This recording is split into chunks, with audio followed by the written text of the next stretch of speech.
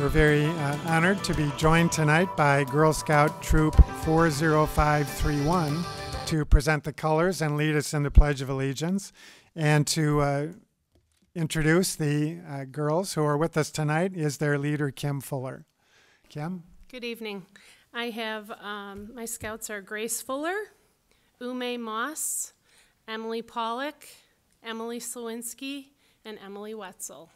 Thank you. Thank you. If you take it away. Color guard attention. Audience, please rise. Color guard forward march. Scout salute. Those not in uniform, please place your right hand over your heart. Color guard halt. Color guard cross the colors.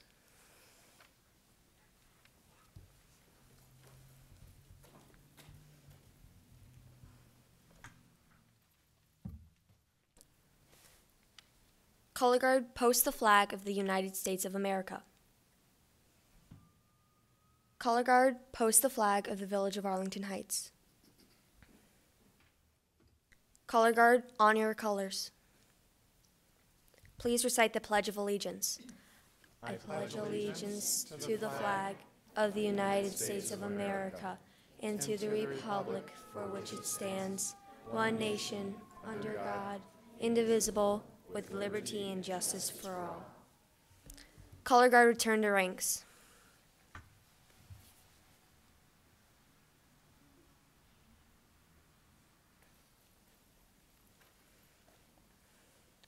About face. Color guard forward march.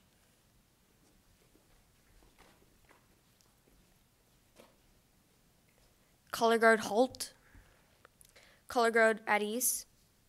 Audience, please be seated. Let's give them a round of applause.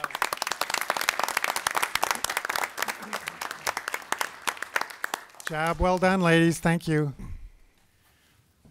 Would the clerk please call the roll? Trustee Rosenberg, Trustee LaBedz, Here. Trustee Schwingbeck, Here. Trustee Padovani, Here. Trustee Scaletta, Here. Trustee Baldino, Here. Trustee Canty, Here. Trustee Tinaglia, Here. President Hayes. Here.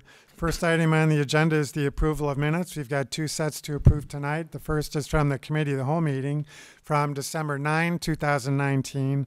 Are there any changes or passes? Pass. Passed by Trustee Baldino. Move approval.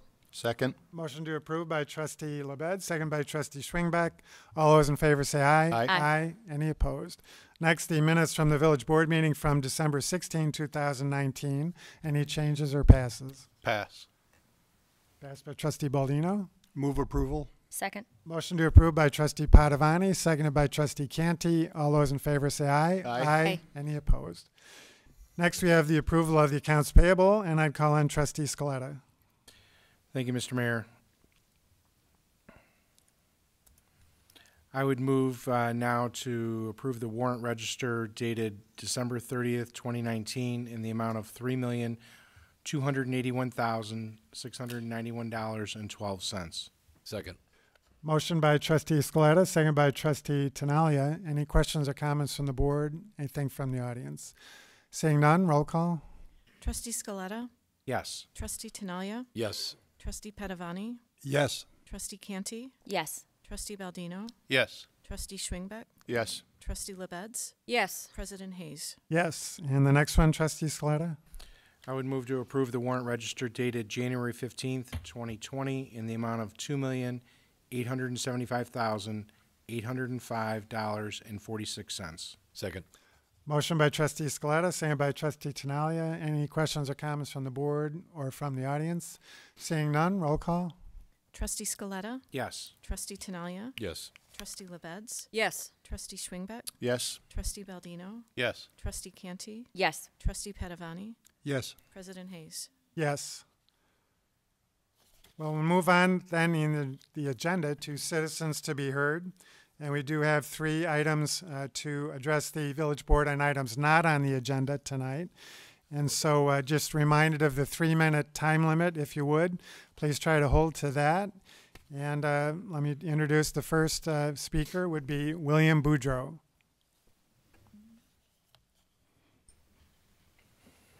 Good evening. I wasn't here for the meeting of the whole, but I was able to DVR the first hour and a half. And unfortunately, when you're unavailable, it cuts off. So I only got an hour and a half. But one of the issues that occurred to me was when I was viewing the proceedings, it looks like this proposed ordinance that you wish to draft and pass looks like a solution to something, looks like you're drafting a solution to a problem that doesn't exist. And the reason I say that is the state mandate is 10% affordable housing in a community. We're currently at 19.1. So the question is, why do we need an ordinance at this particular point in time? When I was looking at when I was viewing the hour and a half that I did view, it appeared as though,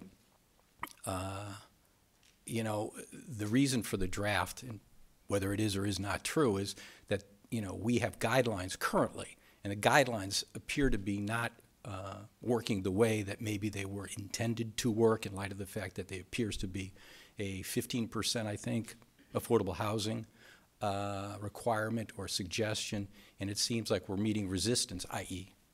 the village board and the community development is meeting resistance from the developers and the builders, and they're looking for 5% or less for affordable units. The interesting part about it is it appeared as though you wanted the ordinance, so you had a black and white rule.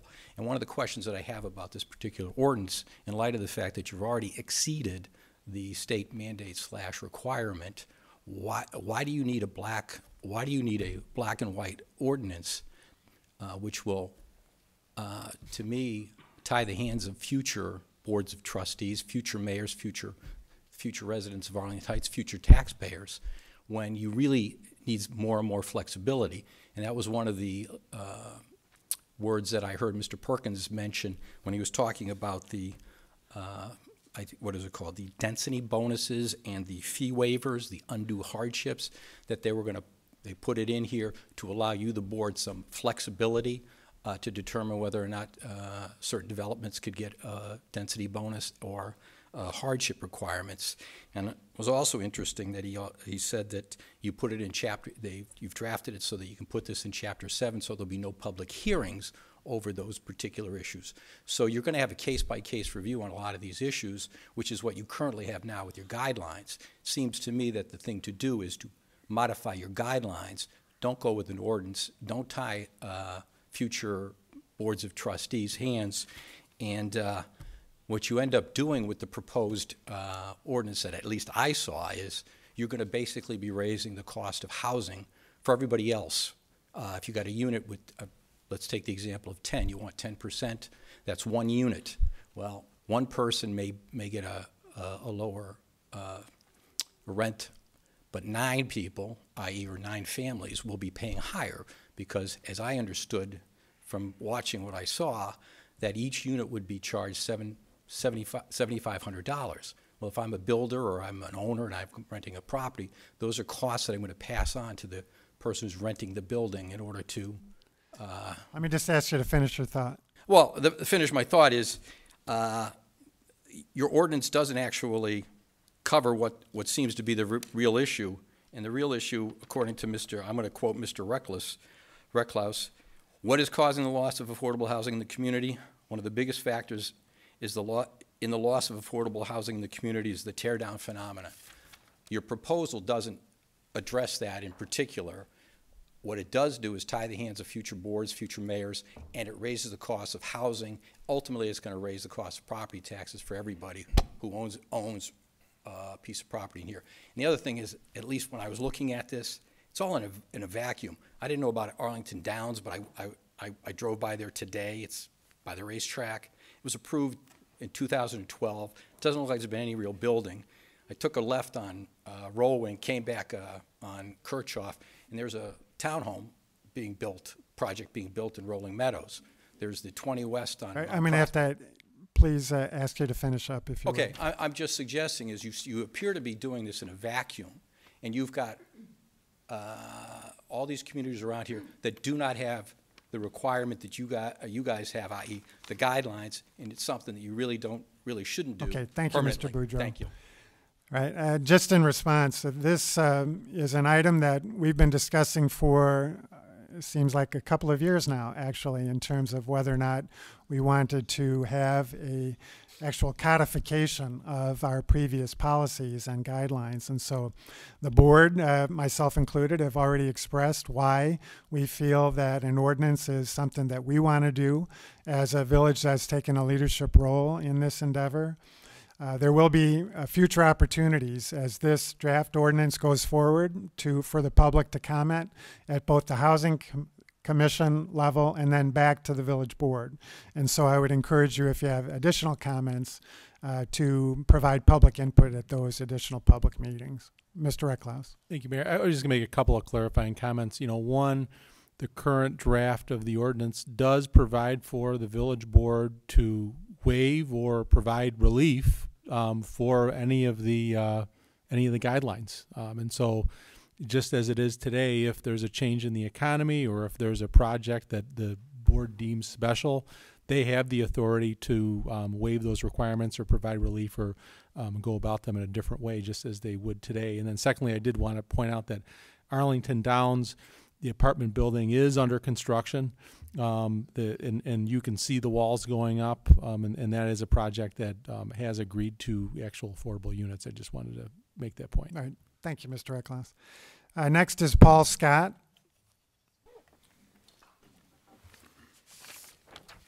Good evening, everyone. My name is Paul Scott, and I represent the group Bridging the Black-White Divide tonight. I'll speak on diversity and inclusion and invite any here who relate to these subjects to join me by standing. I want to acknowledge those well-qualified African Americans who in the past might have come here seeking employment and found themselves unaccepted. I also would like to acknowledge those folks who may have come here, gotten hired, and from a feeling of feeling unwelcome, decided to leave. And finally, I want to acknowledge a couple of people I've met who, when I told them about the work we're doing here, were not at all surprised that diversity and inclusion were still an issue here in Arlington Heights. We're here out of a concern that Arlington Heights and surrounding communities should be more inclusive. We're particularly concerned over the lack of African Americans employed in the village. Tone deafness on diversity undervalues the issue and creates a real risk that the village is being passed over by the times. It increasingly risks separation and isolation from all the richness and benefits that real, true diversity provides. It seems, as of this moment, worse here than in many of the surrounding villages. This is especially true where African Americans are concerned. Now, this news flash that I'm giving you here is not just to the council and the mayor. Any concerned citizen could come and say, hey, I'm concerned about bringing my village into the 21st century with respect to issues of diversity and inclusion. And I would suggest that what you might want to think about is, if this is valuable, think about it in terms of what one might do if they were confronted with problems with water or the school system failing. People would be here every day if this is an important issue and say, hey, we got to do something about this. And they would keep coming until they were able to get things turned to a position where it became an important issue for the village. To the mayor and council, as leaders of this good community, please act to make the community better. A great community does not selectively pull from its host, in this case, a place like Chicago, where we get jobs, we get wealth, we get entertainment, we get culture, we get dining and the rest that we want, while otherwise either wittingly or unwittingly segregating ourselves after we've gotten those things. I think we have to think about substantive change. We have to leave our comfort zones here and control our fears and begin doing the difficult work of becoming great by, in this instance, promoting and fighting for real diversity and inclusion through developing, sharing, and monitoring metrics around inclusion. Let's face it, if you don't measure, it doesn't count. That's the reality. The time is always right to do what is right. Thank you. Thank you, Mr. Scott. Let me just say in response that I wholeheartedly disagree with much of what you said about your characterization of this community. I believe, as a member of this board for 29 years now, that this board has done many things to make it welcoming to any and all that choose to live here. And I just totally disagree that people find it unacceptable and are not accepted as being welcome here. I just completely disagree with that. And for me personally, for 29 years, I've worked to make this community better every single day. And I pledge to continue to do that in whatever way I can, in whatever time I have left on this village board. And I believe this village board joins me in that pledge. But I have to wholeheartedly disagree with your characterization of this community. Next is Julianne Hennington. Tom? Mr. Trustee Tinaglia. And you know what, I think I want to agree with Mayor Hayes. I've been in this community my entire life. I was born, raised, everything here. And I feel like this is home to so many different people. And I know most of the personalities on this board better than I know a lot of other folks in town. And we all feel and wish for the same things you're speaking about. But it doesn't happen by force. It doesn't happen by mandate. It happens by folks stepping up and getting involved. And I would suggest to anyone in this room who feels the need and desire to get involved to do it. I was not a trustee 7 years ago, but I became one because I wanted to get involved. And the things that Tom just spoke about, or Mayor Hayes, are exactly how I feel. I could not be more proud of this town, our police department, our fire department, our village manager, and all of his staff for the kind of work that they do to try and be inclusive. So for anyone who would suggest that this board is not inclusive or that this village is not inclusive, I think they need to open their eyes a little bit wider and look around. And if they see something they don't like, they need to get involved. Get involved, step up, get on some boards, get on some commissions, or get elected and do what you think is right. But I don't think it's fair to accuse any of us of being the opposite of that. I think it's quite the reverse. Let me see if there's any other. Trustee Canty.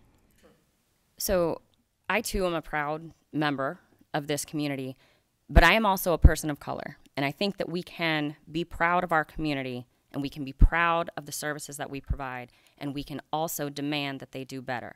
And so I applaud groups and individuals who come and speak out on these issues and ask that we do better as a community without accusation, and I don't think that any accusations were made this evening, and so I want to make that clear. I didn't hear accusation in that. What I heard was a demand and a plea that we consistently strive to do better and work harder. I know that our village staff is trying to do some of those things, and they are making some headway, and so I think this gives them an opportunity to see that these are things desired by the community. So, again, this is not an accusation, I don't feel. I think you can be proud of an organization, you can be proud of your village, proud of your country, and still think that it can do better and be better. If I can make one more comment, please? Is there anyone else on the board? Trustee Scaletta.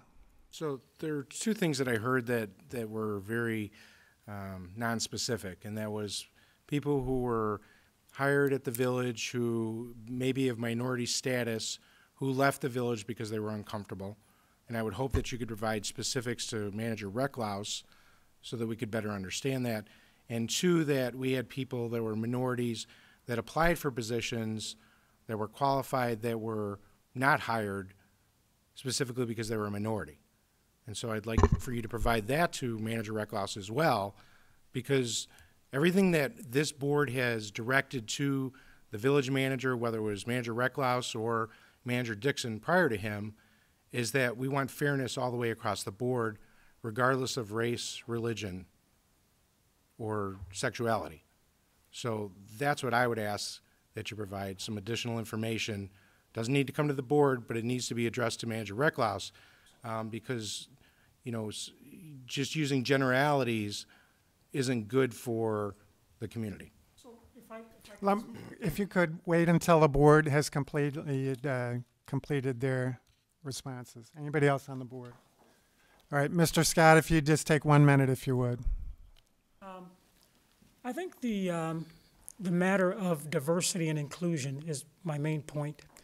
And diversity and inclusion is what allows us to hear from one of your members about what was heard versus what some of you heard, okay? I mean, that's the kind of thing that I'm talking about. You know, when you have a group that does not reflect diversity, things are heard that weren't said often. And it benefits us to have that second,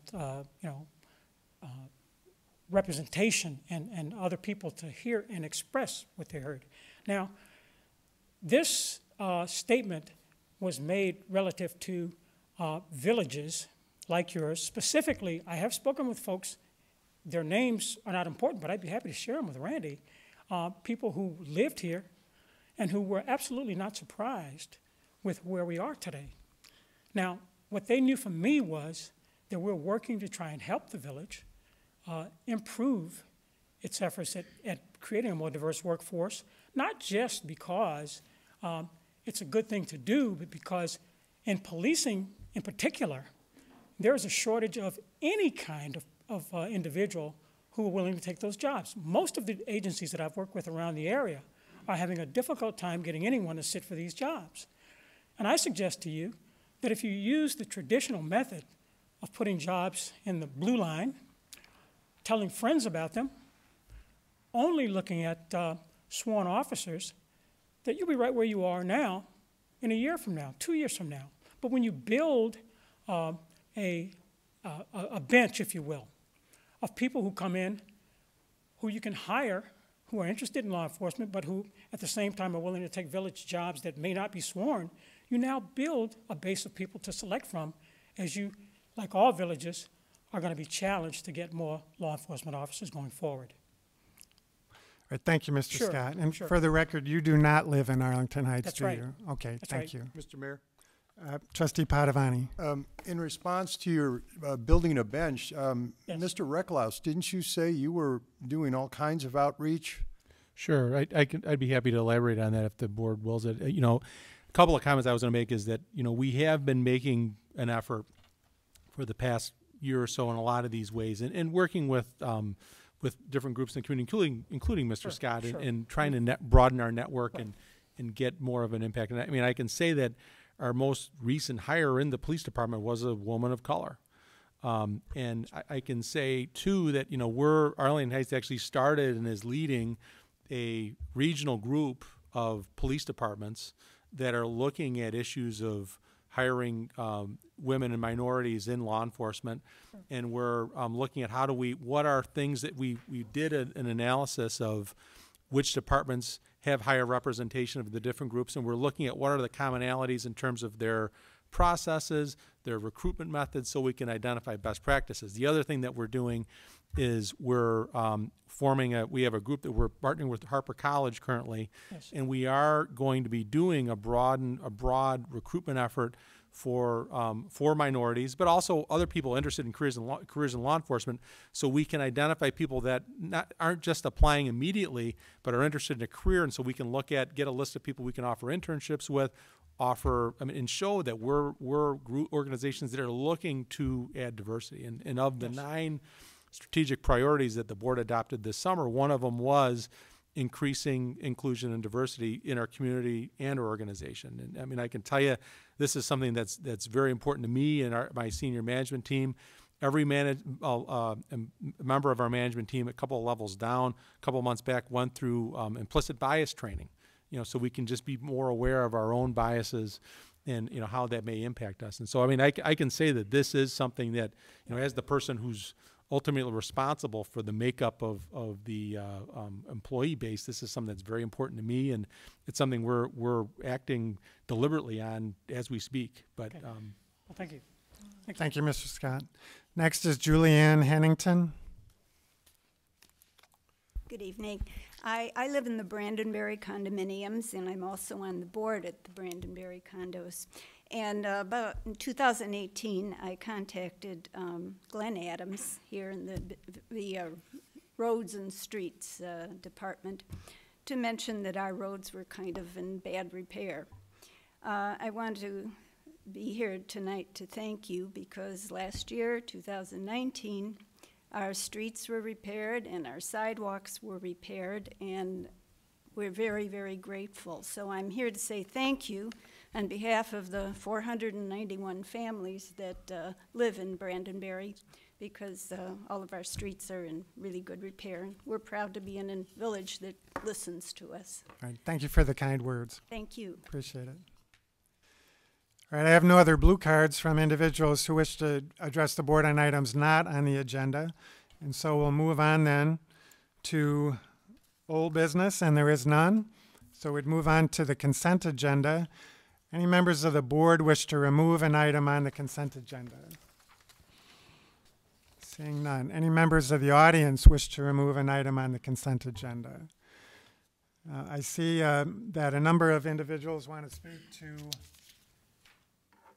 consent legal B regarding the Cleveland Avenue ordinance, and so I think we ought to remove that one. So I'll go ahead and remove that to allow individuals to speak on that issue, and so that shall be removed. Any members of the board want to address other items? Trustee Tinaglia.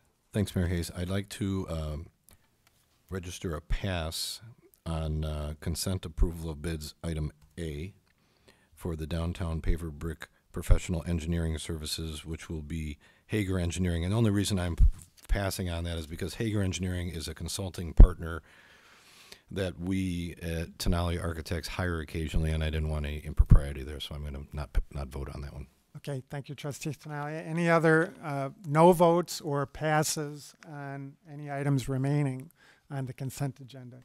Seeing none, I'd entertain a motion to approve the remaining items. So moved. Second. By Trustee Padovani, second by Trustee Scaletta.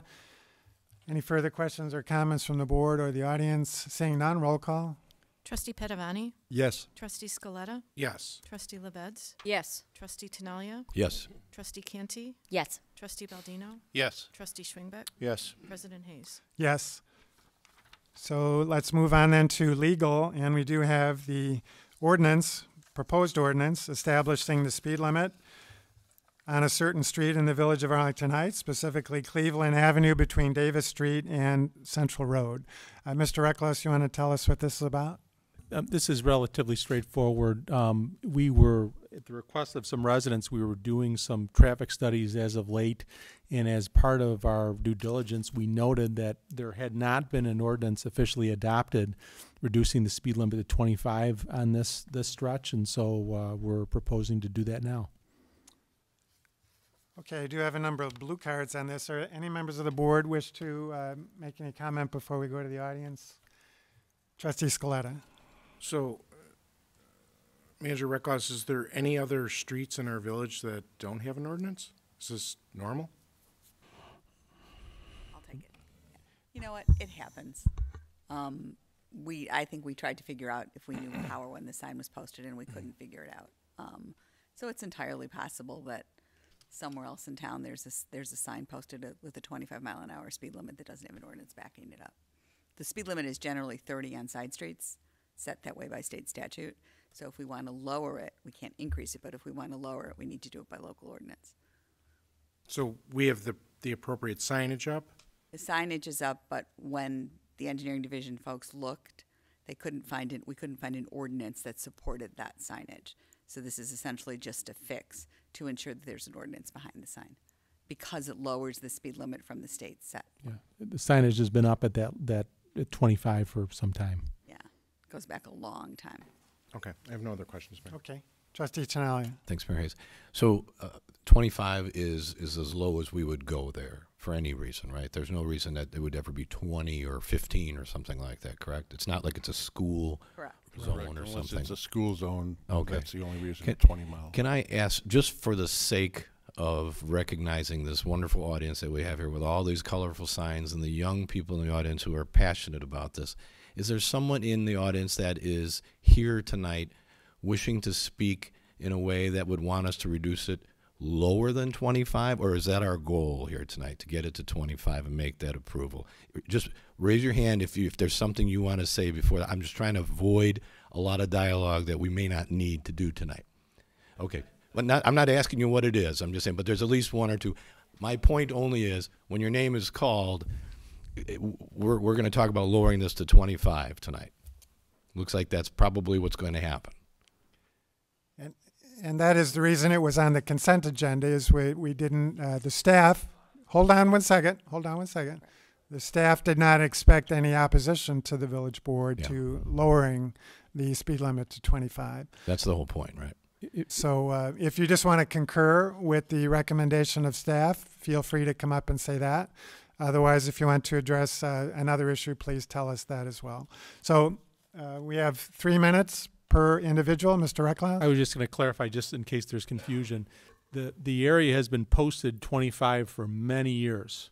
And as part of our due diligence, as we were looking at speed studies recently, we realized that there was not an ordinance backing up the 25-mile-an-hour speed limit. And so all we're doing is, it's kind of a housekeeping item to make sure that there's an ordinance backing up the sign that's been in effect for some time. And that's all we're proposing to do.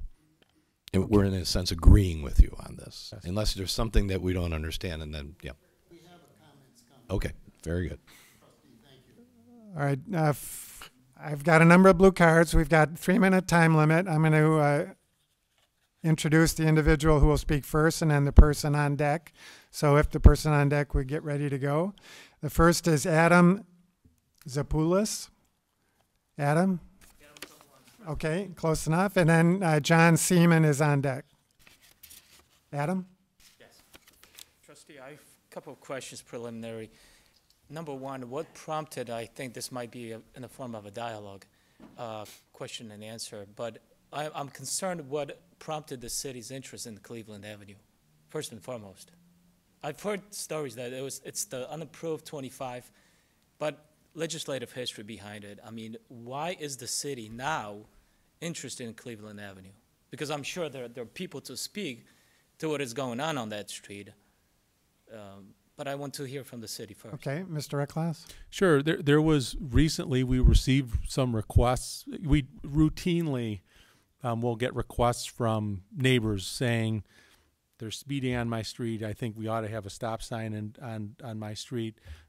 Sometimes a car accident will prompt this. Sometimes people will just be concerned. A lot of times this happens as we get close to the beginning of the school year. There's generally more concern from neighbors. And in this case, we got a couple of requests for speed studies in this area. And as part of our due diligence, we noted that the ordinance had not been adopted. And so we wanted to kind of take care of it as a housekeeping item. Well, how long has this knowledge been accumulating, though? We just became aware of the lack of ordinance in the last month, maybe, something like that. 2 months, something like that, yeah. 6 weeks. Then I will state to you, I've been living on Cleveland Avenue for 14 years, and the city has taken no action whatsoever until this very moment, until what we've witnessed recently, a car flipping over, making headlines almost everywhere. I mean, is this what city is catching city's attention? Is that what you're trying to tell me? Because that really coincides with the event that happened on that avenue. And I believe many behind me will stand and speak to the fact that that street is not catching the city's interest because of this ordinance that was not approved. I don't believe in that. If we were to look at the police tickets, I'm sure everybody going 25 and over will get a ticket. But what is at issue is how dangerous or safe the street has become. And you've just mentioned that the city's knowledge is only for the past month. Where is all the knowledge, all the complaints from the citizens living on that street for the years past, number one? And number two, what has the city done in those past years? If I can comment, Mr. Reckloff, sure. There has been back and forth. Like I said, a lot of streets. There was back in 2016. There was a speed study done in the vicinity, and as a result of that, there were some striped crosswalks and signage added to near Orchard and Cleveland for pedestrians. Most recently, there was, after the accident that occurred, we had requests. Like I said, this happens often if there's an accident. Sometimes folks will ask us for information, and understandably so, you know, how much traffic there is, whether there's a warrant for a stop sign. And, you know, the way we make these determinations is we do it based on data. And we look at whether there needs to be additional signage based on warrants and data. And what we found in 2016, there was a survey done, is that the average speed in this location was 24 miles an hour. And the percentage of vehicles that were engaging in excessive speed, which is over 15 miles over the speed limit, was 0.25%. In 2019, there was another study done just recently, and the average speed was 25 miles an hour. And the percentage of vehicles going in excessive speed was 0.67%, so 0.2%. I can tell you we do these surveys all the time. It's rare we find one that is as compliant as this. So then we look at other factors, you know, when we're looking at stop signs, for example. And generally speaking, for a stop sign to occur, there has to be a couple of different factors. The vehicular traffic volumes on the through street or highway have to exceed 6,000 vehicles a day. Some kind of restricted view exists that inhibits motorists from adequately observing conflict, or crash records indicate that 3 or more crashes are susceptible to correction by installation. And in these cases, none of these factors were present. And, you know, we've installed stop signs. We've been installing stop signs based on changes in traffic patterns. I think we did it at the last meeting. And in this case, we're just not finding that it's warranted. And, you know, while the traffic accident was very unfortunate and scary, and if it happened on my block, I would be scared and unsettled by it as well. We just found that a stop sign would not be something that would have prevented this particular accident. This particular person was driving unsafely, and they were cited. They were given a ticket for what they were doing. The other thing we did do is the request of residents in this neighborhood is we did move this neighborhood up in terms of our selective enforcement of our traffic unit to provide a little bit more, you know, just in light of the request. But again, the data thus far has not shown a need, and that's what we respond to is the data. Well, Adam, I'm going to have to move on to the next person, if you would. I'm sure they'll ask Thank you. your follow-up questions. Next is John Seaman, and then on deck is Tiffany Marston. Good evening. I was hoping that, and I think my neighbors were hoping, tonight was going to be about the safety on our street, and it sounded like this was bureaucracy of just trying to check something off the list here in terms of some oversight that had been missed. Correct. I think others are going to speak similarly to how I feel about this, but initially I was going to thank you guys for considering the safety of our street. I've lived here for 9 years. I live on the 800 block of Cleveland. I have an 8-year-old. I got twins that are 5. I live next door to a number of families, and I think the most important things to all of us is the safety of our children. And the fact that this doesn't seem to be as important to the village is something that's frustrated us for years. I think you've mentioned that we've contacted you and various people from our street have about the safety of our street. The one thing I want to point out is you can run the traffic studies, you can look at the data.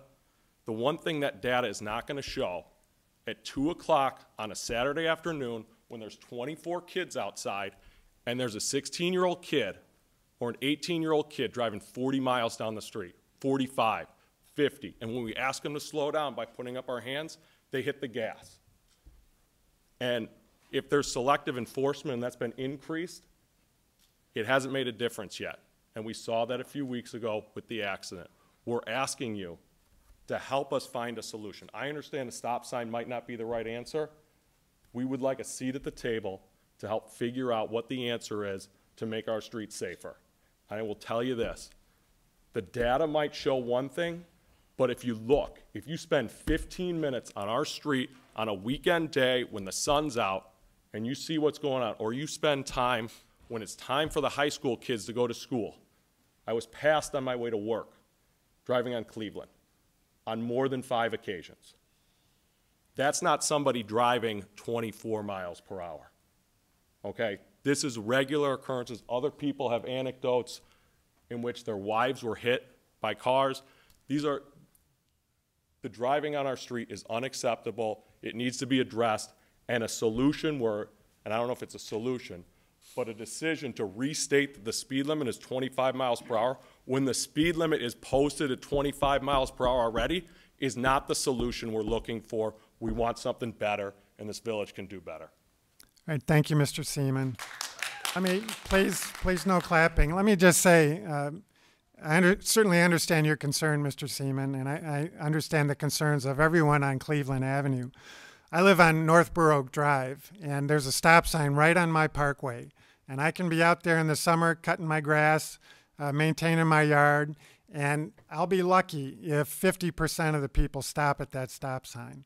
So it happens on almost every single one of our streets where you could have a 16-year-old doing 45, 50 miles an hour. So you're not alone. Cleveland Avenue is all I'm trying to tell you. And it's a common problem. We just don't have the police officers to patrol every single street in the village of Arlington Heights. But if there are other solutions that you can suggest, we'd be happy to consider them. And so we're open to ensuring the safety of all of our residents, not just those on Cleveland Avenue. So next is Tiffany Marston, and then on deck is Kim Salyards. Hi, good evening. My name is Tiffany Marston, and I've lived on Cleveland Avenue for the past 8 years. My husband and I both grew up in the area, and when we bought the house, we knew it was a known cut-through. But we really didn't realize how bad it was until shortly after moving in. The constant traffic is excessive for a residential street. But to be honest, it really didn't bother us, again, that much until we have children. We have a 5-year-old son who's here tonight, and a 3-year-old daughter who we don't feel comfortable allowing to play in our driveway or ride bikes on our sidewalk due to the excessive speeding and reckless driving on our street.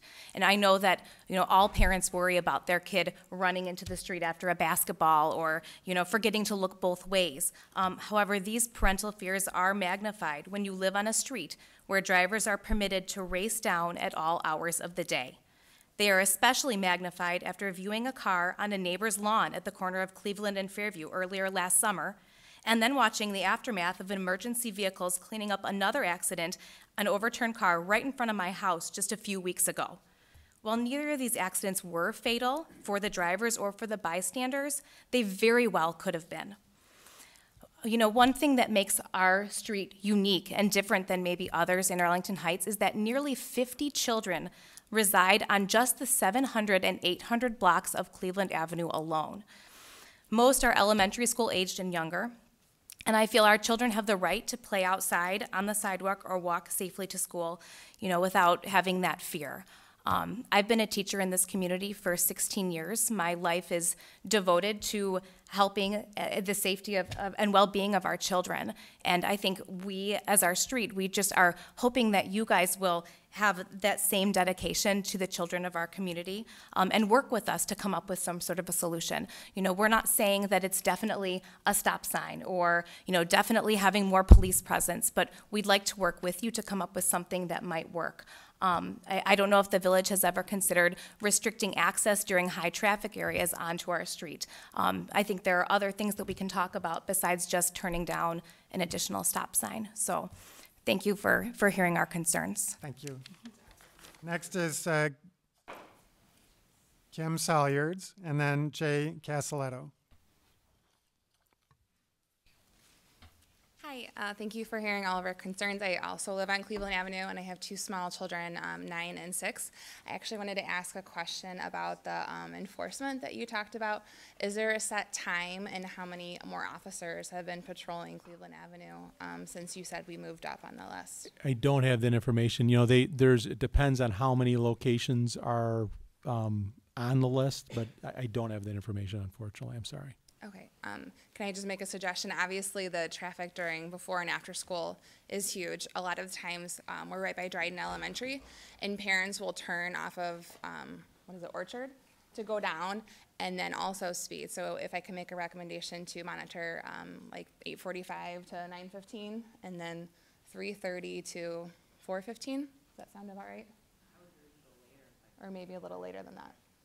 That would be a great time to monitor. Sure. Okay, thank you so much. Okay, thank you.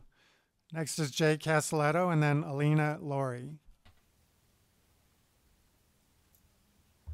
Hi, thank you. My name is Jay Castelletto, and I live on the 800 block of Cleveland as well, with my 3 kids and my wife. I shared that video of the car flipping, and I shared it for our residents, and it's doing exactly what we intended it to do, and it's to shock people, because it was a last resort, and we're at our wits' end. Personally, I've been dealing with the village for the last 11 years, and that video stirred up all kinds of emotions for me. In 2009, my wife was T-boned as she was pulling into her driveway by an impatient driver from behind. She was pregnant with my 2 young kids in the back seat. The car was a total loss. Luckily, nobody was seriously injured. When I received the email back from the village engineer, that accident like my wife's and the most recent one with the car flipping are not even considered for intersection monitoring because they did not happen at the intersection, it's appalling. Then in my conversation with the village manager, when I asked directly if a kid had been hit by that car and put in the hospital or killed, would this change your mind at all or influence your decisions? And the response was no. It's a freak accident, similar to a drunk driver, and it did not occur at the intersection. If we put up stop signs, and to go on, if we put up stop signs every place there was an accident, people would not be able to travel our roads. You can imagine how this infuriated me. I received a little clarification on what this ordinance does, and quite frankly, it doesn't really do anything. We are requesting, like the others have said, a seat at the table where we can get together and come up with a solution. Because we don't know if it's stop signs. But putting up stop signs on an intersecting street of Cleveland is just giving more drivers more of a green light. Because now they know they have to stop. So why not speed? The street's almost a mile long. There's one stop sign. It's a known cut-through street. You have all kinds of factors influencing people traveling our road. It is extremely dangerous, and like others are saying, all you have to do is spend some time on our street. We are just concerned for the safety of our kids and our families, and we just want to work together for a solution. Thank you. Thank you, Mr. Castelletto. Next is Alina Laurie and then Stephen Heckard.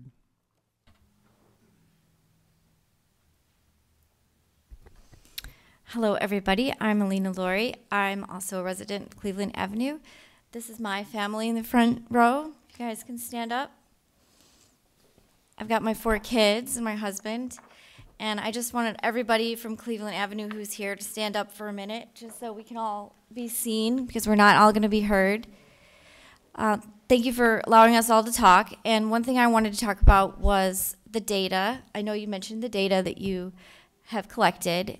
And I'm not working right now because I'm taking care of my kids, but I used to work as an engineer, and there's a lot of different ways to collect data. So if the data you're seeing is not the data that we're seeing, then we have to come up with a new way to collect data about what's happening on our street. And one of the things we have talked about among our neighbors is that we'd be happy to prototype ideas for traffic calming. And we would love to be partners with the city to come up with ways that could be used across all of Arlington Heights, because we want slow cars in Arlington Heights because it's safer for everybody, whether you have kids or whether you don't. So that was the thing I wanted to mention here about the focus for the data. And so I'm personally willing to volunteer my time to help if you need people from the community. I raise my hand to help. Thank you. Thank you. Next is Stephen Heckard, and then Rosemary Heckard. Hi, good evening. You just met my wife. We've been on Cleveland for a little over a year now, and one of the things that we've definitely noticed since we've been there is there is an awful lot of high-speed traffic, and it's just kind of one of those things that I'm in manufacturing, right? So I work with really tight tolerance stuff, but I know there are lots of different ways that you can measure things, and averages are not always going to tell you what you actually need to know when it's talking about the flyers. And one of the things that we've kind of talked about as a group is how can we work with the village to come up with some sort of engineering control. Maybe it's not stop signs. Maybe it's speed bumps. Maybe it's roundabouts. There's all kinds of different ways to try and get people to just slow down.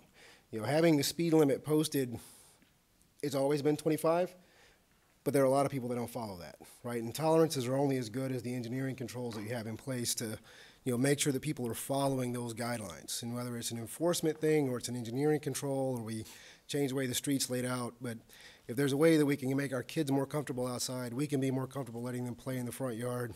We would appreciate the help, but I know we're all engaged, we're all committed to working with the village to make it safer for everybody. Thank you. Thank you, Mr. Heckard. Next is Rosemary Heckard. Hi, I'm Rosemary, and I live on Cleveland. I'm here to speak on the behalf of the 35 kids who live on our block. So I walked to school every single day last year, and I was forced to take the long route to school instead of the short route. I couldn't take the short route because there were no speed bumps, nothing. The cars went way too fast. So, and I know that almost all of the kids on our street walk to school, and we all have to take the route that is longer because it is safer. And as children, we play, we run outside, we frolic with our friends, but sometimes that can be hard because of the speed that the cars are going at. And if the speed limit was set at 25, I know that not every single car would follow that. And I do know that it is not up to me to make any final decisions. That is all up to you. But I also wanted to say that that accident when the car flipped over was directly in our driveway that my siblings and I live in, my family, and it was, and I get home from school and there's all these people in front of my house, and it's just, it was such, I mean, people, I've seen cars speed on my street and all of these things have happened, but when that car flipped in front of my house and that accident, it was just so, yeah. And so that's what I wanted to say. Okay. Thank you, Rosemary. You did a very good job. Next is John Crost, and then on deck is Maria Martin.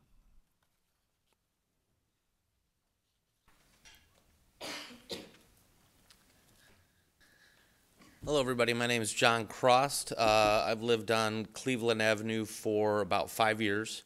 I didn't always live in Arlington Heights. I grew up in Prospect Heights, but I remember growing up another known cut-through that I took, and it was off of Rand Road. I grew up in Prospect Heights, so it was by a bar called, I forget what the name, the Crave, and if you're coming off of Rand Road, you can go through this neighborhood and I was able to get to where I was going a little bit quicker. But something happened in that cut-through, and action was taken, and there is a stop sign now on every intersection all the way through, and there's at least 2 parked cars, police cars there, monitoring that speed. And I got pulled over for rolling through a stop sign years ago, and decided, I'm not going to take that shortcut anymore because it is somebody's street. It's a residential street, and I should be taking Palatine to Schwingbeck and then Schwingbeck to where my street is, and I shouldn't be cutting through these people's street. But this the volume of traffic that goes through our street, I don't know if that's considered in these in this data, because I don't know how that plays into a decision on whether there's a stop sign or not. There's so much volume on that street. I would say there should be a stop light. There's just that many cars cutting through. And everybody I talk to and I explain this situation, they say, oh yeah, that's the best way to avoid Arlington Heights Road and Northwest Highway, is to cut through your street and then take Davis and cut under the bridge, and you're free. And you don't have to pay attention to, or you don't have to deal with Arlington Heights Road and the train coming and going. And so the volume of it during rush hour is far beyond what I thought it would be moving into that area. And it's not just, speeding cars and, excessive speeding being 15 miles over the speed limit. To me, 38 miles is still very, very fast for a residential neighborhood. And there's an actual intersection where there's no stoplight. So you kind of play chicken with what the other car is going to do. And there's so many people that are driving down that road. It's just odd to me that there wouldn't be at least a stop sign at an intersection on a road where it's almost as much traffic as any other, main thoroughfare in Arlington Heights. So, I think there is something that needs to be done. I'm not quite sure what it is, but I think, and I agree with all of my neighbors, that just saying that tonight's about, dotting our I's and crossing our T's on an ordinance is not why you had half a block show up to a town hall meeting. That's all I got. Thanks. Thank you, Mr. Crost. Next is Maria Martin, and then Lindsay Kaplan. Hi. I didn't intend to stand up and speak, so it's kind of off the cuff. I'm from the 600 block of Cleveland, and I heard earlier today, stand up and get involved, and that's what we're doing, and that's how you create change. 20 years ago, my 8-year-old daughter stood up and asked for change. And she's on the poster here that Keith Moons is holding, and she wrote to the village and requested a speed sign put in, and she was interviewed, and it went nowhere. And today when I told her that I was coming here to speak on behalf of, or not speak, but now I am, the Cleveland residents, she said, "You're kidding me. We're still doing this." 28 years later. I've been a resident there for 30 years. These young kids are standing up and getting involved, and that's what you told us to do. So we hope you listen and do something to help these kids and help the future kids of Cleveland. Okay, thank you, Maria. Next is Lindsay Kaplan, and then Keith Moons. Hi there, my name is Lindsay Kaplan. I live on the 800 block with my husband, my 2 kids, with the other 35 children. And I think my neighbors we're kind of drawing this picture now of what is going on with Cleveland. What's happening is, my job, I drive the streets of Arlington Heights. It's what I do. And I think I've been on just about every single street of Arlington Heights. And there are very few streets outside of, Wilkie and some of these larger streets that are as wide as Cleveland Avenue. I mean, it truly lives up to its name of an avenue. And it's an incredibly wide street. It's very easy to speed on that street. I'll take that back to myself. You have to be very aware because it's wide. You want to go. And so instead of kind of talking about what everything our neighbors have been talking about, I just want to bring up a couple points here, or a few points, I should say. The first being, I think it would be nice for us to revisit the data. It's very clear that an average of 25 or under average of 24 seems a little shocking to all of us. We spend most of our summers hanging out in the front of our street watching the traffic barrel through. So that's a little hard to kind of take. I understand data's data, but I'm curious to take a second look at that. The second thing is simply nothing is going to be solved here today. I think this is just the beginning of a conversation. We would like a seat at the table. We would like to sit down and really, wrap our heads around this problem. we love Arlington Heights, we're just not very happy with what's going on our street, and we'd like to see that changed. There's a lot of intelligent people up there, back here. I think if we all come up with some really good strategies on what can happen next, I think we can come up with a really good solution. And so I think this is more of a discussion of, hey, can this be a discussion where we can come up with true change? And, you know, we could, I know that you said, hey, can you offer some things? We are not traffic calming experts. We can give options, but we do understand that, you know, things cost money and things might be, maybe a stop sign is not the solution, and we're okay with that. I think what we really would like to do is come together and say, what is the solution? And I'll leave you there. Thank you for your time. Thank you, Lindsay. And last is Keith Moons.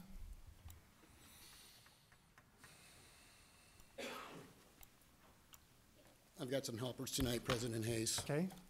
Yeah. Amelia and Abby. Good job. Thank you, President Hayes and trustees, for finally recognizing the speeding hazard that has existed on Cleveland Avenue for a long time by dotting your I here on this ordinance, and establishing a speeding limit. You know, I've lived on Cleveland Avenue for 28 years. Maria talked about it in the spring of 1999. An 8-year-old neighborhood girl, Maria's daughter, and she's in this picture right here on this poster board, wrote a letter to then Arlington Heights Police Commander, Mr. Peter Kinsey. He was the police commander, and asked him to please do something about the excessive speeding on Cleveland. This is an 8-year-old neighborhood girl did this. She was worried about her friends getting hit by a car. In the letter, she said that. Police Commander Kinsey responded to her, in fact, and was able, and there was an article in the paper, and it's right there's the article, and you folks are all willing to read this after the meeting. They responded by placing the department's brand new lighted radar sign on Cleveland Avenue.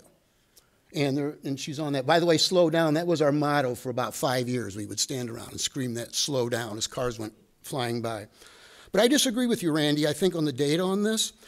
As a result of what this 7-year-old or 8-year-old's effort, we received information from 2 studies from Cleveland. 2, one in 99 and one in 2000. Let me share just a few of the harrowing details from those vehicle studies on Cleveland from back then. Because we got the data, we got the studies. About 2,384 vehicles were observed per day. 1,055 southbound, 1,329 northbound. Of those, 370 vehicles per day were clocked at 35 miles an hour or higher on a 25-mile-an-hour speed limit. 66 vehicles per day exceeded 40 miles an hour. 2 vehicles a day went over 55. Okay, and that was from the 2000 study. Now, let's fast forward to the July 2016 vehicle study on Cleveland that you referenced. Nothing being done in the meantime to try and curtail the speeding, nothing. According to the Daily Herald on December 13th, from that study of July 2016, 10,100 cars use Cleveland every day. That was in the paper. That is a 400% increase in 16 years. Okay? There is no information in the article on the number of drivers exceeding the speeding limit. And that's what we're interested in, Randy, is the people that are going over 25. We don't care about the people under 25. They're obeying the law. If 1 million people went by my house every day at 25, I'd be fine with that. We are interested in above 25 and what that is. So if we do a simple extrapolation from the 2000 numbers, that means 1,480 cars per day are clocked at more than 10 miles an hour over the speed limit, using the numbers from the 2000. And at least 264 vehicles per day exceed 40 miles an hour. You know, I'm not a traffic engineer. Neither of us are traffic engineers, President Hayes. We're not. I don't know what's going to work there. Speed bumps. Speed bumps look like something that would work to me. I don't know. Stop signs. That's not our job. It's the police and the public works department. That's their job to figure out how to slow it down over there. But what I can do is read dots on a graph to see if speeders, and that's the people going above 25, if speeders are going up or down. And so what I want is the speeding decline, the speeders decline to go down there. So we're anxious to see if this new ordinance does work, and we hope it does. We really hope this ordinance works. Keith, We let me ask you to finish want to that. follow along on this. And could the village please forward to us that July 2016 study? Can you forward that to us or to me? If I Go may. ahead, Randy. Yeah, the study itself, it's about 80 pages of raw data. Okay. What we'd be happy to do is have, what I was going to suggest, given the interest in this, is schedule a meeting with, we can have representatives of engineering, police, and anyone else from the village, and schedule a meeting where members of the neighborhood can come, and we can dialogue about these issues a little bit easier with than we can at a meeting, at this type of meeting. And we can go through the data, talk about how it was collected, answer any questions, and brainstorm a little bit more of an open forum. But I Can think you give us that? Can you forward that to us, or do we have to do a Freedom of Information Act on that? The data itself wouldn't be foilable because it's really just a bunch of numbers. In order to pull it, the averages, we don't just take an average. We look at every single one of those cars, and the numbers are very similar to what you're saying, where there was over a 7-day period there, we found in July there were 10,000 vehicles. And so the average per day, over 7 days, there were 10,000 vehicles. The average per day we came out to was around 2,000 vehicles a day based on their metrics. And they had breakdowns of every speed of every vehicle. And 67 vehicles out of 10,000, that's about 2/3%. And so, we're going over 25? We're going over going 15 miles over. But the average was 25, meaning there was as many going under. Well, we're not interested in the ones going under. Sure. We're interested in the ones that are going over. In the 85th, we don't care about the ones going the under 85th percentile was 31 miles an hour, and so 85% of the vehicles were going 31 or under. And how many were over 40? We're over 40. We're 0.67%. And how many is that? 67 out of 10,000. It's cars. over 70. It's about 10 per day. That's a lot of cars. Going that fast on a 25-mile-an-hour All right, zone. please, let's settle down. One last thing I would just ask, would you please commission a new study for this summer on the north and south of Cleveland so that we can follow the dots on the graph to see these speeders? We can look. We can share that we've been collecting more data. I think we've collected some since July of 19 as well. But no, if we host a meeting, I'm happy to host a meeting. We can go through all of the data we have and compare with your experiences and see if there's anecdotal information as well that helps us. But we're happy to dialogue more about this Okay, issue. I appreciate that. Yeah. I do. Thank you. Thank you, Mr. Moons. Thank you, girls. All right, I have no other blue cards from individuals who want to speak on this agenda item. Let me just say again, as I said before, that I don't want you to think that Cleveland is the only street in Arlington Heights where this occurs, because it certainly is not. My street is just as wide as Cleveland. There's many, many other streets in Arlington Heights that are just as wide as Cleveland. And this happens throughout the village, where we've got people that are not observing the speed limit. And for a number of engineering and safety reasons, we can't put speed bumps up on the streets. We have to allow our safety vehicles, our police and fire department vehicles, to safely and quickly transverse those streets. So we can't put speed bumps on Cleveland or other streets like that. And so we're very happy that you're here. We want you to be part of the process. We want you to be part of the process. We're very happy you're here. And we're going to look for other solutions. This might be the first step in the process, this ordinance tonight. We want you to be part of the process. But don't think that you're the only street in the village where this is occurring, because it's not. All right, other Trustee Tinaglia. Thanks, Mayor Hayes. So an apology is due from me in the beginning. I thought you guys were here to try and support the item that was on the agenda here. I'm really glad that you guys all spoke up and explained what you really were here for, that this was just housekeeping and you wanted more than that. I'm glad to hear you say you weren't looking for it to be reduced down to 15 or 20 miles per hour, because that's probably, I don't know, I'm not going to say it's impossible, really unlikely. Mr. Moons, your point about not worried about below 25, I agree with you 100%. Nobody really cares about what the numbers are below 25. You want to know what's going on above 25. So I know Randy, I know our staff, engineering, public works, everybody who works here cares about this stuff. And maybe that sign and what happened in 1999 somehow fell through some cracks, and that's unfortunate. I'm glad you brought it up here today, because it's 21 years ago now. We can do better, and I think you're all on the right track. I'm glad I love seeing these kids get involved like this.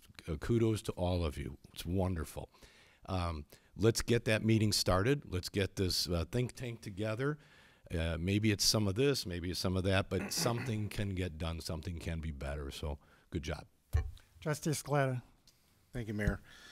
So thank you all for coming out. I want to assure you that this ordinance really is just housekeeping. This is not going to solve the problems that you perceive on your block. And when I say perceive, that doesn't mean that they're not happening, that I don't believe it. I'm just saying your perception. I can tell you that from experience, I can tell you two things. Number one, that there's been times where I thought that the snowplow was speeding down my street, and I reached out to the Director of Public Works, and we have GPS on the snowplows, and they can tell you exactly how fast they were going, and they were not exceeding the speed limit. So I think sometimes it has to do with perception versus reality, that we think a car is going faster than it is. But I will tell you that I think that I'm really happy to hear that the village manager has talked about having a neighborhood collaboration, because I think that that's what's really going to help, is to hear what you're seeing when you're seeing it. I heard someone say that, you know, maybe it's Dryden parents. As a Dryden parent, I'm hoping it's not us. But someone else said maybe it's high school students. So I think that, you know, through enforcement of trying to narrow down the times when this is happening, maybe be part of the solution of trying to reduce the speeders on your street. I know that we're not going to be able to eliminate it as a village, but doing anything we can to reduce it and to discourage people from not only speeding down your street or even just going down your street would be a good thing. The other thing that I wanted to mention to Manager Recklouse is, you know, maybe this is something, it's going to be a very small thing that, you know, hopefully will be anecdotal, is that maybe the Youth Commission finds a way to come up with some kind of campaign to spread through not only the community but through their high schools about the negative impact that they have on speeding in the neighborhoods. Just a thought. But I'm happy to hear about the neighborhood collaboration, and from being on the board for a long time, you know, the engineering studies it's not always as simple as, you know, I see something, I think that it should change, and the studies are valuable. We just have to find a way to analyze the information that we have and find, you know, individualized solutions to challenges that occur throughout our community. So again, appreciate you coming out. Again, this was not something that we were trying to do to solve the problems that are on Cleveland, but it's something that when staff realizes that something has fallen through the cracks in the bureaucracy of the village, that they step up and fix it and not just hide behind it and, you know, and act as if it's been there all along. So really this is just housekeeping to make sure that we have an ordinance that matches the speed limit sign that is on your block. So thank you again. Trustee Padovani. Hey, thank you, Mr. Mayor.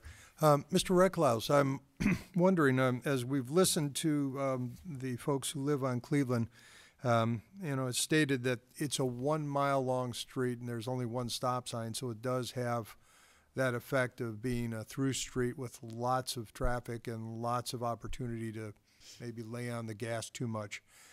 And we're doing selective police enforcement. Is there some way, while this meeting, the interim, while the meeting is going on and solutions are being developed, is there any way we can ask the police to take that selective enforcement up another notch or two and not only help calm the traffic with just their presence there, but also give us some maybe direct feedback of what they're seeing? You know, they've been involved in this conversation as well. But you know, I'll certainly be reaching out after this meeting to our traffic unit commander to talk about it, and they'll be part of that conversation. But you know, we within the limits of their availability, because we've got a lot of neighborhoods to patrol, and right. A lot of residents have also requested their presence as well. certainly, you know, we want to do what we can, and they're going to be at the table, and we absolutely want to see what they're observing as well. Okay, thank you. Thank you, Mr. Mayor. Trustee LaBedz. Thank you, Mayor Hayes. I do want to thank all of you for coming out this evening. It's really important to hear from you firsthand and what you experience. I just want to take this opportunity, because this is being covered, this is being televised, to reach out beyond everyone in this room, because you're the residents, you're not the problem of the speeders, but to really reach out and implore drivers in Arlington Heights to obey the speed limits, whether it's on a residential street or anywhere else, because it is a problem throughout the village. You definitely experience your problem, but we need to somehow start reaching out to people that slow down. We don't have to hurry.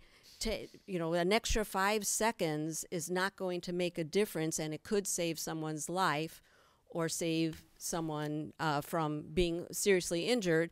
And I say this also because I live at the end of a block, on a block where the end is a commuter parking lot.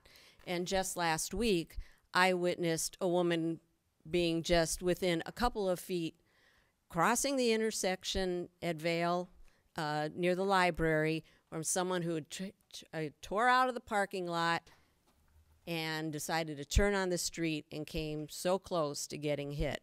So everyone who is listening, who's reading about this, please slow down and respect the speed limits.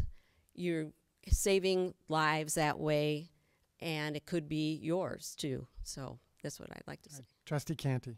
So I grew up not in Arlington Heights, but in an area that was very similar and on a street that sounds strikingly similar to Cleveland. So it would have been the cut through, the equivalent of Northwest Highway and Palatine Road.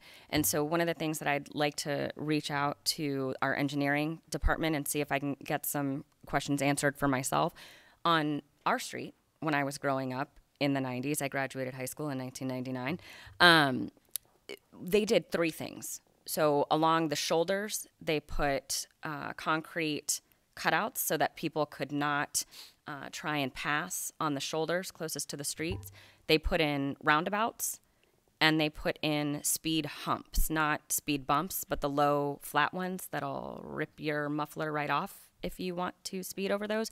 So I'm curious as to why those would work in Northern Virginia, a very hilly area that also has police and fire that need to get different places, why it wouldn't work here. And it's a different climate, so maybe that has something to do with it, and snowplows and everything else. But I am curious as to how far we've looked into those options. We'll look into more options as we get into meetings. Speed bumps and speed humps, one of the biggest issues here, aside from emergency vehicles, is snowplows.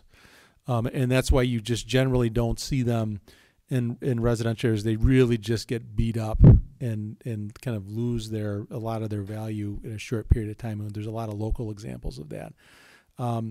As far as, narrowing the street, we have done that type of thing. You've seen it in the downtown area and so forth. And, these are the types of things we can look at. But the other thing we have to look at is, in some cases, streets are wider because, and I don't know that this is the case for Cleveland, because it's a collector street, because it's designed to carry more traffic than other types of streets. Arlington Heights Road is a residential street.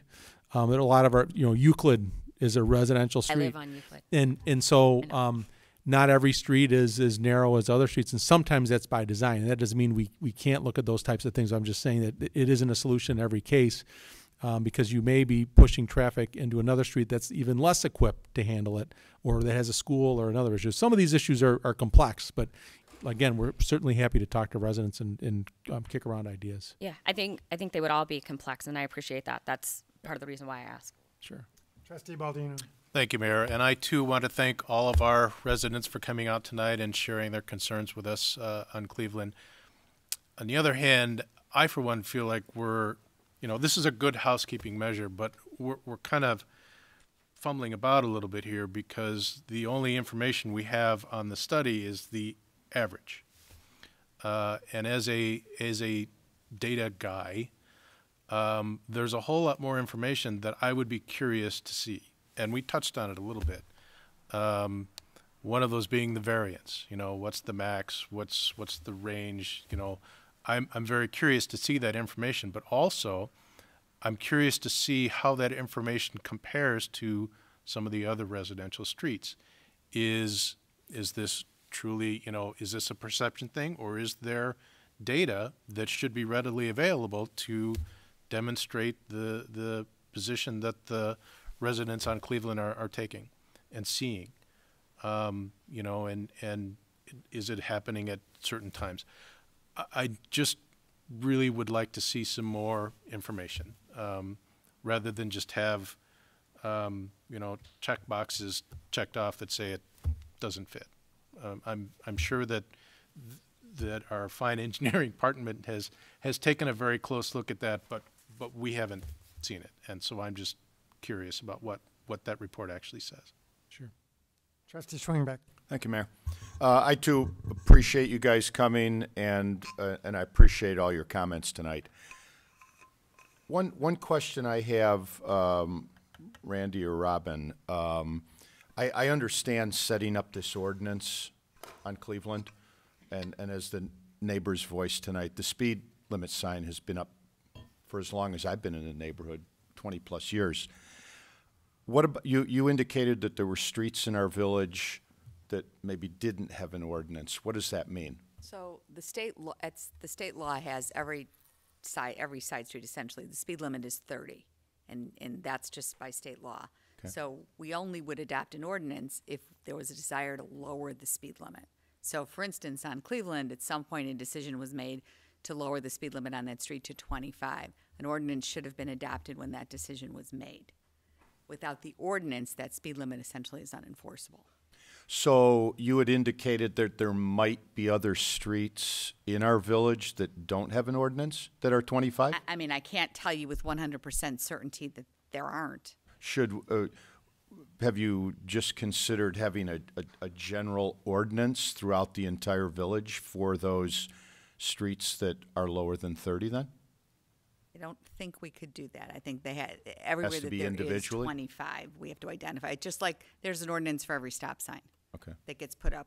We adopt an ordinance for each stop sign. So anytime we're varying from what the state of the law is, needs to be supported by an ordinance. So without having this ordinance, people could have been speeding down Cleveland and we wouldn't be able to issue a ticket. The ticket could easily be tossed out of court because there's no ordinance supporting it. Thank you. And we don't that's never happened, but that's the reason why we want to dot our I's and cross our T's and have the ordinance. Okay, thank you. All right, anything further from the board? Seeing none, we do need a motion to approve the ordinance. So move. Second. By Trustee LaBedz, seconded by Trustee Scaletta. Any further questions or comments? Roll call. Trustee LaBedz? Yes. Trustee Scaletta? Yes. Trustee Tinaglia? Yes. Trustee Canty? Yes. Trustee Schwingbeck? Yes. Trustee Baldino? Yes. Trustee Padovani? Yes. President Hayes? Yes. Well, thank you again for coming out tonight, and the village manager or a representative will be in contact with you about the next steps. So thank you for being part of the process. Is there any other business from the village manager? Nothing this evening. How about from the board under petitions and communications? Seeing none, I'd entertain a motion to adjourn. So moved. Second. By Trustee Tinaglia, seconded by Trustee Canty. All those in favor say aye. Aye. Thank you all for joining us tonight.